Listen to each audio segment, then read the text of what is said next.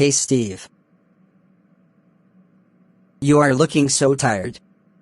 What happened to you? I am facing issue with Windows Defender on Windows 11. Okay, tell me exactly what the problem is. I cannot open any of the settings on Windows Defender. When I try to, it tells me to look for a compatible app in the Microsoft Store. I cannot understand how to solve the problem. This is not a big problem, bro. Then friends, I think you also cannot open the Windows Defender after installing the Windows 11, right? Okay then, I found the solution. Open PowerShell as administrator and run this command without the double inverted comma. And type.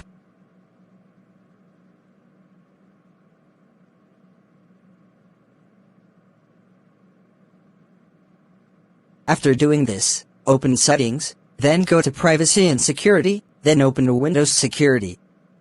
This should open up Windows Defender, like it used to on Windows 10. I hope this fixes your problem.